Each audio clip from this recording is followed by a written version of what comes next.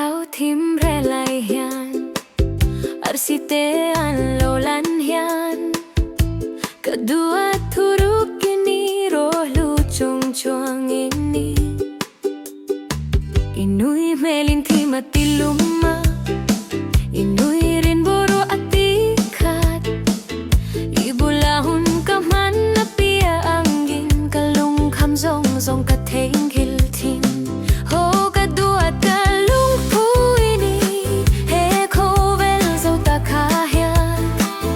ikyang a chuana dang lambi ka thin lung hi a in hong zo le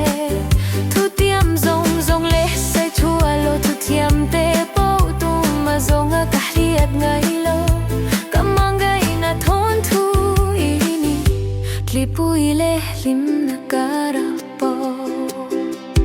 kan ding dun zel angin kai rialing kan chan ching kan ziak anga he dam lai nun mau hi ta karuat lo ka hian imi tawan na tin reng te ne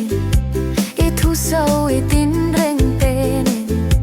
kaduat nang chu ka kaung tir tu mu mang nei tu ini ho kaduat ka lung pu ini he khau e vel zo ta kha hian ikyang a chuana dang lambi ka thin lung hi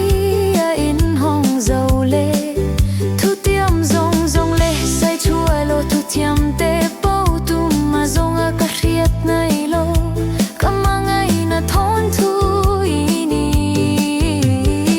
chuwangin thlapui nuai ai lamang ya arsite kan shuai tu atam hangin hezin kong maui ta kha hian irualing ka kalzel ang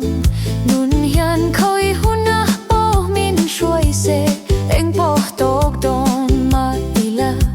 he mangai na thon thu a hian kaduat nang ma chau hi ka thlang rengang che he bung kan zia lai hian nang le kei le khabua hian kaduat ka chat dua ni he mangai na hiruat lo kani